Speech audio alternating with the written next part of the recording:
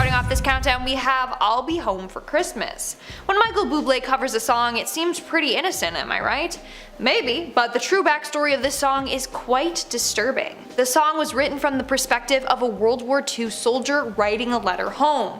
Then you realize he's not actually coming home for Christmas. He's going to be dreaming about being home with his family and celebrating as he's dodging enemy fire. This is evident in the line, "I'll be home for Christmas, if only in my dreams." So his family isn't seeing him, and he's not seeing his family, but he will imagine that he's there with them. That's one way to make everyone cry on Christmas. Moving on to number 9, we have Do You Hear What I Hear? Another song covered by many talented artists like Carrie Underwood and Whitney Houston. It's also a classic holiday pick for choirs. Anyways, what you probably didn't know is that this song was written about the Cuban Missile Crisis. The lyric about the star with its tail as big as a kite that rings through the night is actually a reference to a missile. The writers Gloria Shane Baker and Noel Regney were both terrified of being killed during this crisis. The lines at the end of the song, "Pray for peace, people everywhere," was genuine. They wanted people to pray that the violence would stop. In our 8th spot, we have Santa Baby. First off, why are they calling Santa Santa Baby? Sorry, but the dude is old as hell, and it's mainly young women that sing this song, pleading for gifts from old man Saint Nick, aka their sugar daddy. But whatever, we can ignore that fact. The disturbing part of the song is when the singer justifies why they should be getting all these expensive gifts, like a fur coat, Cadillac, yacht, etc.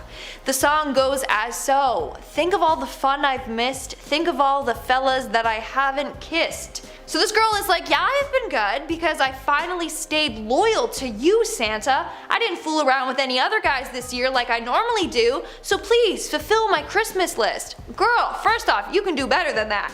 And this is a bad message for young children. But also, it suggests that Santa cares about the singer's sex life, which is just plain creepy. Also, are they trying to say that girls that go around getting with a lot of men are bad and shouldn't be rewarded? I don't know, it's messed up on so many different levels, and it's kind of shaming girls. In our 7th spot, we have This Christmas. Oh boy, here we go. So the song may seem innocent, like, aw, this person is just so excited to be with their crush for Christmas and spend time with them. Wrong, it's not innocent. The lyrics literally say, "Hang all the mistletoe, I'm gonna get to know you better this Christmas." What do you do when you get caught with someone underneath the mistletoe? You kiss. The writer of the song wants mistletoes everywhere so that he gets tons of opportunities to kiss this girl. And then the whole, "I'm gonna get to know you better"? Well, that's a super sexual line. Like, yeah, he's gonna get to know her lips and tongue pretty well with all the mistletoe everywhere. In our 6th spot, we have Santa Claus is Coming to Town. This song never sat well with me. Why? Well, Santa Claus sees you when you're sleeping, and he knows when you're awake. This dude is watching your every move to see if you've been naughty or nice. It's terrifying. The song is obviously written to get kids to behave, but it's kinda like a threat. Santa sees you when you're sleeping, boys and girls. He can attack you in the dead of night. He knows your every move. Not to mention that Santa is an anagram for Satan. Just thought I'd throw that out there. They are both two dudes who determine if you've been naughty or nice. So some people believe that this song has ties to Satanism. Even if it doesn't, the song is creepy enough as is. We are now at our 5th and halfway mark with Baby It's Cold Outside. A classic Christmas song that so many artists have covered, and the song was even covered in Glee. But when you really take a listen to the lyrics, well, it ruins the song completely. So in the song, the woman clearly wants to leave, but the man is really persistent and tries to keep persuading her to stay. He says things like, "Oh, you know, it's warm here in front of this fire, but it's cold outside. There's no cabs out there. How are you gonna get home? You're gonna freeze to death. Screw your family, stay with me." Things really start to take a turn when he pushes more alcohol on her. Couple lines later she says, "Say, what's in this drink?" making it seem like he drugged her so that he can take advantage of her later on. Like, no matter how many times this woman says no, the guy keeps trying to make advancements on her. One of her lines is literally, "You're very pushy, you know?" And he replies with, "I like to think of it as opportunistic." That's gross. He sees this as an opportunity to get in her pants. In our fourth spot, we have "Walking in a Winter Wonderland." They're gonna get mad at me for singing, but I don't care. Snow is glistening, a beautiful sight. We're happy tonight, walking in a winter wonderland. Cute lyrics, right? Must be beautiful outside for the two lovers who are walking around, enjoying the snow paradise. Think again. This song was written by Richard B. Smith in 1934. It was written during the peak of the Great Depression while Smith was in a sanitarium dying from tuberculosis. So he wrote this song because that's the dream that he had. He wanted to experience something like this with his wife Jean. Sadly, they were married for only 1 year before he got terribly sick. So now, when you're singing the song, just remember the poor sick soul who wrote this in a dull and depressing sanitarium. In our third spot, we have "Grandma Got Run Over by a Reindeer." Oh, that's a fun and playful song, am I right? No, just no. An intoxicated grandma was out wandering around without her medication, probably lost and cold. When the family found her the next day, she was run over by Santa's reindeer and she was dead. Like, literally, the song says, "Grandma got run over by a reindeer walking home from our house Christmas Eve." It continues on with, "She'd been drinking too much eggnog and we begged her not to. She'd left her medication, so she stumbled out the door into the snow." The worst thing is that this song is from the perspective of a young kid who saw their grandma in a bad state and then later found her dead. In the next verse, it talks about how the family is mourning her death. And I quote, "It's not Christmas without Grandma. All the family's dressed in black. And we just can't help but wonder, should we open up her gifts or send them back?" Dude, that last line is just sick. They're like, "Grandma's dead, what are we gonna do with all these gifts we got her?" Really? That's what's on their mind? The song should have been like a PSA for don't text and drive or don't drink and drive, because maybe that's what Santa was doing when he hit and killed the poor innocent grandma. Coming in at number 2, we have "Christmas Shoes." When you realize what this song is really about, you're gonna bawl your eyes out. It's hella dark and hella depressing. This song is about some kid trying to buy a last-minute gift for his sick mom. The lyrics go as so: "Could you hurry, sir? Daddy says there's not much time. You see, she's been sick for quite a while, and I know these shoes would make her smile. And I want her to look beautiful if Mama meets Jesus tonight." Oh, dude. So the kid's mom is sick and is gonna pass away on Christmas. I don't even think the kid understands what's gonna happen to his mom when he says Mama is gonna meet Jesus tonight. My heart can't take it. But it gets worse. The song goes on and says he counted pennies for what seemed like years. Then the cashier said, "Son, there's not enough here." So the kid searches his pockets frantically, but he doesn't even have enough money to buy the shoes for his dying mom. If that's not sad, I don't know what is. And in our number 1 spot today, we have "Please Daddy, Don't Get Drunk This Christmas." I don't even know if this is even considered a Christmas song. It's definitely not. It's about alcoholism, domestic violence, and a terrified kid witnessing it all. The lyrics go as so: "Please Daddy, don't get drunk this Christmas. I don't want to see my mama cry. Mama smiled and looked outside the window. She told me, son, you better go upstairs. Then you laughed and hollered, 'Merry Christmas!' I turned around and saw my mummy's tears." I mean, this one pretty much speaks for itself. The kid is pleading with his dad to stop drinking so they can have a normal Christmas for once, and not one that's filled with yelling, fighting, and crying. Starting off this list in our number 10 spot, we have "Blessings" by Big Sean featuring Drake and Kanye West. At a first glance, this song is just a moment where all the rappers can take a step back and reflect on being grateful for everything they have and everything that they have achieved. But we really get the hidden dark message when we watch the music video for the song. In the video, there are a lot of Illuminati references and symbolism. Whether or not you think that this is their admission to being a part of the Illuminati is up to you, but let me show you the imagery that I'm talking about. The video starts off with Big Sean walking on clouds, and then he begins confessing to a priest who is played by himself. This is a reflection of one of the most prevalent principles of the Illuminati, that they are all gods. To push this even further, Drake flashes the 666 hand, which shows his approval of the Antichrist. We then see Big Sean on a staircase, which is homage to the Freemasonry's Jacob's Ladder, and his arms are also stretched out, which is to mimic Jesus on the cross. It is no shock to us as listeners that these guys are full of themselves, but it is kind of shocking to see just how much. Coming at number 9, we have Stan by Eminem. I mean, right off the bat, we know that Stan is a pretty controversial song. It's about a superfan who loses his mind and gives everything up to try and get closer to Eminem. This guy abuses his girlfriend, follows Eminem from show to show, and writes him letters non-stop to try and get his attention. The term Stan has stemmed from this song. For those of you who don't know, that means when you support something wholeheartedly. Now, even though there are the very obvious signs that this song is dark, with the Stan superfan dying at the end of the song, there is a part in the music video where Stan puts his pregnant girlfriend into the trunk of the car. Now, some people think that this is reference to Eminem's song Kim, where he raps about doing the same thing to his ex-girlfriend. People think that with multiple references from songs that this might have actually happened in real life, or it could just have been a dark fantasy. And guys, make sure that you like this video, it really helps us out. Coming in at number 8, we have Kings Never Die by Eminem. It is pretty unsurprising that Eminem has 2 tracks that made it onto this list. In the song, he talks about his anger towards other whack rappers, critics, and ignorant fans who spew hate when they don't really know what they're talking about.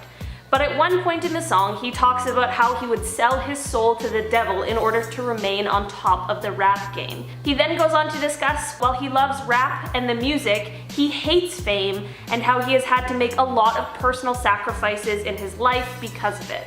It is his passion and the only thing he's done for the last 30 years, so it can't be easy to just quit and leave the game altogether. Coming in number 7, we have Changes by Tupac, one of the greatest hits to come from one of the greatest artists of all time. Changes is a song that highlights the struggle of growing up black in America, growing up in a world where you come out of the womb poor, your parents barely have enough money to buy you anything, and you have to rob and steal just to eat. About how racism towards you will keep pushing you down and how hard it is to get out of the ruthless cycle. In the song, he says, "I wake up in the morning and ask myself, is life worth living? Should I blast myself?" Honestly, this is one of the first public figures in the black community to start openly talking about mental health. And the song is about how things never change and about how the system is made to keep you in the same spot and keep the struggle real. Coming in number 5, we have Kendrick Lamar's Swimming Pools. Some people think that the song Swimming Pools could be about someone losing their mind. I always thought that was just about getting lit and having a good time. But in the music video of the song, we see a bunch of bottles fall from the sky and shatter on the ground. Now, this wasn't the boys celebrating because they just smashed another 26er, but apparently this is supposed to represent someone's mind breaking. There's also a line where he says, "Now open up your mind and listen." This could be showcasing someone with schizophrenia being communicated with from someone inside their own mind. And coming at the number 1 spot, we have Kevin Gates' XXL 2014 Cypher. In this song, Kevin Gates says, "Killed my brother, so I took him from his family. When I got some tears tattooed on my face, now I'm branded." You might have let this one slip by you, but apparently Kevin Gates' brother was killed by a gang member, and he wasn't going to take this lying down. Gates found the guy who took his brother's life and took him out himself. He wasn't going to wait for the police to get involved. This was personal. The tattoos on his face represent that he committed murder, and some people think that he could be affiliated with some gangs. That is a bold move to put that into a song. This guy is really putting everything out in the open. Didn't Bobby Shmurda go to jail for the exact same thing? Maybe this is past the statute of limitations. I'm not really sure how the law works. I didn't know you could use rap lyrics to put someone in jail, but apparently that's something that can totally happen. Starting us off at number 10 is A Whole New World. Now, Aladdin is probably my favorite Disney movie, and yes, I'm biased because the story is Middle Eastern and I grew up in the Middle East, and of course I've been Princess Jasmine for multiple Halloweens, so I mean, it's not even a question. Now, as much as I love the song and I'm waiting for my very own Aladdin to show me a whole new world, the song is just a very long innuendo. And plus, it's set in ancient Egypt, which is historically the sexiest ancient civilization, no cap. The lyrics go, "Don't you dare close your eyes, 100,000 things to see, hold your breath, it gets better. I'm like a shooting star, I've come so far." Seemingly very innocent, right? Now sing it to yourself again in a slightly sexual tone. Yeah. Exactly. Aladdin and whoever made him and the song, kind of a creep. Coming in at number 9 is Kitty. Now this one's not a song per se, but it's more of a dirty rumor on the grapevine, you know what I mean? And apparently Aladdin says something slightly dirty to Jasmine, and this was before social media could dissect and find this phrase in like 1 millisecond, but people did have VHS players that had the ability to rewind. Like, tech can do some stuff. Now in the scene where Aladdin and the guys of Prince Ali flies up to Jasmine's balcony on his magic carpet to talk with her, he's greeted by Jasmine's pet tiger, who growls at him for the intrusion. Now Aladdin then tries to shoo the tiger away with his turban as Jasmine looks out to see what's going on. This is supposedly when Aladdin, under his breath, whispers, "Good teenagers, take off your clothes." When Disney heard about it, they made a statement saying the line is actually, "Come on, good kitty, take off and go." They have always maintained their position since, but after listening to it again and again and again, it really does sound like "take off your clothes." Some people claim it's even in a different voice, but you can be the judge of that yourself. At number 8, we have Savages from Pocahontas. We're getting into racism and blind hatred here, very heavy stuff, especially for a children's film. Now I get that that's what happened in history, Disneyfied of course, and I kind of like the fact they didn't tiptoe around it and actually put it in the song. It puts in front of children the idea that if strangers are different, we should just kill them, which, hello. It also puts in front of them the words "dirty shrieking devil," so, you know, hey Disney. Now the lyrics go something like this: "What can you expect from filthy little heathens? Here's what you get when races are diverse. Their skins are hellish red. They're only good when dead. They're vermin, as I said, and worse. Savages, savages, demon, devil. Kill them, savages, savages. What are we waiting for? Destroy their evil race until there's not a trace left." Like, surely I do not even have to point out how inherently racist this entire song is. Following on the 7th slot is He's a Tramp. From Lady and the Tramp 5, this song features these lyrics: "You can never tell when he'll show up. He gives you plenty of trouble. I guess he's just a no-count pup, but I wish that he were doable." Now this song is essentially just about dog booty calls, which I can't even wrap my head around, nor do I want to be honest. A little mild on the creepy scale, but also definitely not exactly kid-friendly content. I mean, the title of the song literally says it all. There's really not much more I need to add on, to be honest. Next! Now at number 6 is Robin Hood's Love. I honestly loved this movie. I read the book when I was young, and I fell in love with the concept of what he was doing. Thief, yes, but criminal? Not exactly. Sung by Maid Marian, the lyrics go as follows: "It seems like only yesterday you were just a child at play. Now you're all grown up inside of me." If that's not the creepiest sexual innuendo in a children's movie, seriously, I don't know what is. Considering she's singing about Robin Hood, you know, inside her. I know she's referring to the love she has for him growing inside her, but that's just very poor choice of wording. Like, seriously. Coming in at number 5 is Be Prepared. Now this song's from The Lion King, and the scene involves Scar singing about plotting the king's murder, you know, as all evil lions do. Now Scar sings while standing over his hyena flock, but their assembly march looks suspiciously like Nazi goose step, which is just even creepier. Like, was that intentional? Was it a march to show how deadly Scar really is? Like, what is the truth? Now I get that there has to always be a villain in these movies, but considering it's pretty much the opening scene and it's a grisly murder, it just doesn't leave a good taste in your mouth. Like, read the room. Better yet, read a history book maybe. At number 4 is Hercules. Now in the song the muses sing, there's a Jessica Rabbit-esque wardrobe malfunction, which we haven't listed on this top 10, but I have in one of my way older videos. Bonus points if you can actually find it. Now in Hercules, while the muses are singing Zero to Hero, the robe of one muse flies up as she sings Is He Bald? Again, Disney put in a female character that just doesn't like to wear underwear. Like, why did they choose to expose Hercules instead? That's something I'd personally want to see because he's built like a Greek god, literally. And then we'll really find out how bald he really is. Filling at number 3 slot is Dead. There's nothing like a little mob mentality to lighten up a movie about Stockholm Syndrome and bestiality. If you haven't guessed which movie I'm talking about by now, we are talking about Beauty and the Beast. Now I actually really enjoyed this film, and surprisingly I really liked the live action adaptation as well. Emma Watson just killed it as Belle. Either way, in the movie when it reaches the mob song, the lyrics are just super dark and almost cultish. For example, but we're not coming home till he's dead. Good and dead killed the beast. It's so dark, it is so demented, and the scariest of all, it is so possible. Given human nature, humans are like sheep who enjoy being herded whether they're aware of it consciously or not. He's not like us, he's different, so let's just kill him. That's probably the most terrifying thing about this song, is that it could totally happen, and it has happened many, many times. I don't know why we live in a world where people fear people who are not like you. Different doesn't mean bad. Now at number 2 is Hellfire. I had The Hunchback of Notre Dame as a VCR tape, so before I even had Disney Channel, I'd watched this movie a billion times, so it was my first most beloved Disney film. Esmeralda is also a hottie, just gonna slide that in there real quick, recognition where it's due. Either way, the lyrics go as follows: fire, hellfire, this fire in my skin, this burning desire is turning me to sin. Now most villains simply want to destroy and or rule the world, but in Frollo's case, he wants to cleanse the world of evil and corruption, which apparently also entails wanting to either murder or sleep with the film's heroine. Which, I mean, what's wrong with you, dude? Priorities. Moving on to the second song in the movie, which is actually just as creepy. The Bells of Notre Dame depicts the backstory of Judge Claude Frollo killing Quasimodo's mother on screen. After leaving her in a puddle of blood on the steps of Notre Dame, he attempts to dump baby Quasimodo in a well, but is stopped by a member of the church. When asked what he's doing, he says, "This is an unholy demon. I'm sending it back to hell where it belongs." Need I say more? Disney's obsessed with gruesome murder and predatory sexual innuendos.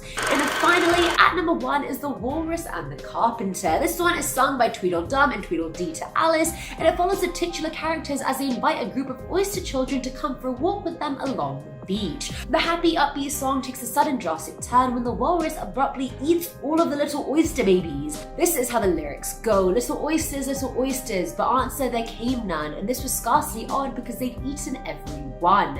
That's right, it's a song about poking fun at the mass murder of innocent children that occurred moments beforehand. Okay, yes, the children in question are oysters, not humans, but they still have faces and the ability to talk. Like, is it reaching to say the word oyster sounds like foster? And could it be foster children they're referring to? I don't know, just something to think about, folks. Starting off this list in our number 10 spot, we have In the Air Tonight. This Phil Collins classic has one of the most famous drum solos of all time. It never fails to get absolutely anyone lit. Even Gen Z likes this song. For a long time, people thought that this song was about something quite dark. They thought it was about Phil Collins or whoever the song is from the point of view of. They see someone who is drowning in a pool, but what they also see is another person just walking by and not helping them at all. This is already dark, but it turns out that this song has even more to it that just adds to the depth of it. Apparently, this song is actually about Phil getting a divorce from his wife and how there was just so much anger and emotion. Honestly, when you combine the two,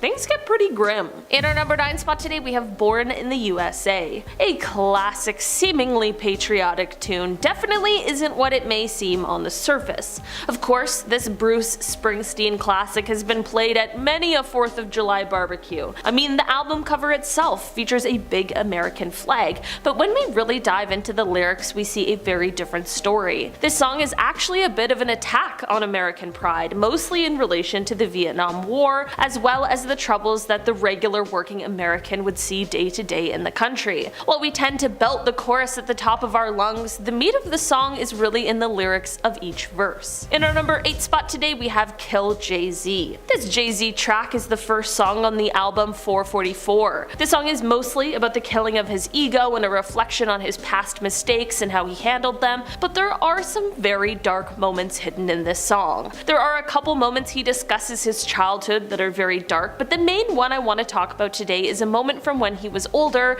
in 1999. On December 2nd of that year, Jay was at a release party for Q-Tip's debut album, Amplified. Before the party, there were bootleg copies of Jay-Z's upcoming album floating around all throughout the hip-hop world. At the party was Lance Un Rivera, who is a music producer, and it was rumored that he may have had something to do with the leak of Jay-Z's album. After a confrontation at the party quickly turned into a physical altercation, Jay-Z ended up stabbing Lance. He later turned himself in, and while he was facing a possible 15-year sentence, he ended up with only 3 years of probation. In our number 7 spot today, we have Pumped Up Kicks. Pumped Up Kicks and the band Foster the People really rose to fame in 2011 as a catchy indie pop tune, but it hides a pretty gruesome message. The song was originally released online as a free download and helped the band gain a multi-record deal deal with Columbia Records. The songwriter, Mark Foster, wanted the lyrics to reflect the thoughts of an extremely troubled and homicidal young person. Mark saw a trend in the rising mental illness rates among young people, and he wanted to bring awareness to the issue. Music is definitely a very smart way to try and get through to teenagers and young adults, and the song did just that, as it spent 8 consecutive weeks at number 3 on the Billboard Hot 100 chart. Although it's easy to get lost in the upbeat melody of the music, when you really listen to the lyrics, you get the true message of the song. In our number 6 spot today, we have Drink a Beer. Calling all country music fans, this Luke Bryan tune makes you just want to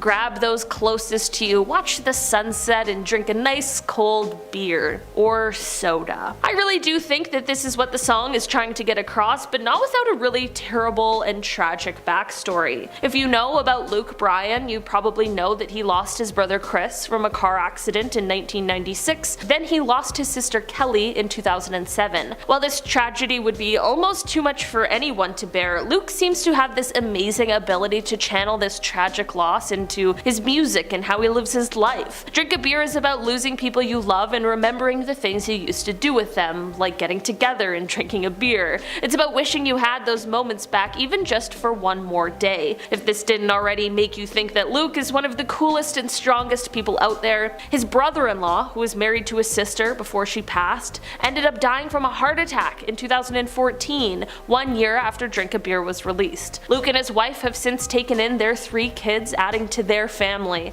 It's unbelievable how they just keep on keeping on, but it makes me feel very inspired. In our number 5 spot today, we have Chandelier. Whether you know this song for Sia's huge vocals, the catchy chorus, or the gorgeous music video that features a young and amazing Maddie Ziegler, it's no doubt that you've belted this one out at some point or another. While this song is extremely catchy, not everyone knows the tale the song is actually telling. I can admit that I had no idea that this song was about Sia's previous struggle with addiction. Although she's been sober for years, she recounts the feeling of not being in control and having a lack of concern for her future. It's very unfortunate that Sia had to endure these struggles, but I'm very happy for her being able to overcome her addictions and live a sober life. In our number 4 spot today, we have Semi-Charmed Life. The Sky Was Gold! Everyone loves this song. It's one of those ones that just gives you like an instant boost of serotonin, and that might be exactly what Third Eye Blind was intending on when they created it back in the 90s. What people don't necessarily realize is that this song is actually about a couple getting together and getting intoxicated on some pretty serious substances. In an interview with Billboard, the lead singer Stephen Jenkins explained that the happy melody was incredibly intentional, as they wanted the music to reflect the quote, bright shiny feeling you get on speed. I'm not gonna lie, I've heard this song way too many times to have not realized that this is actually about. It used to be on a playlist of a restaurant I worked at, so I used to listen to it like every day for 5 years.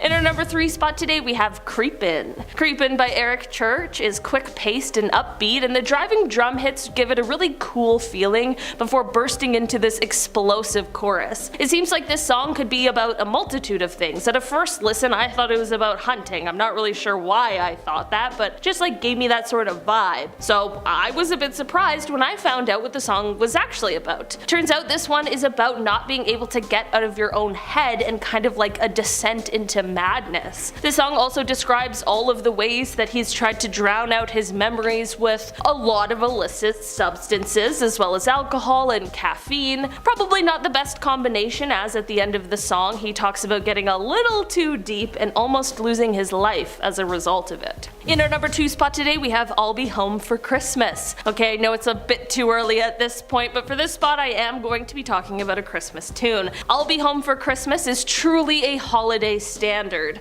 This song was written in 1943 by Kim Gannon and Walter Kent. When Bing Crosby recorded it, it landed in the top 10 and has been a popular Christmas tune ever since. This song is actually fairly literal in its sad message, but I never really took a moment to stop and consider the lyrics. The song is written from the perspective of a soldier who is overseas. He's writing home to tell his family that he'll be home for Christmas, which should be happy, but the alternate title of the song is If Only in My Dream, which really does mean that it is unlikely that the soldier will actually be returning home for Christmas. The song was written during World War II and was meant to comfort the friends and family of the soldiers who were fighting overseas. Having a loved one missing for Christmas is never easy, but I can't imagine what it would be like to be missing a family member because they were fighting in a war. I think that the slow, melancholy feel of the song really drives home its true meaning. In our number 1 spot today we have Only. It's no secret that people have often linked the Illuminati and rap music together.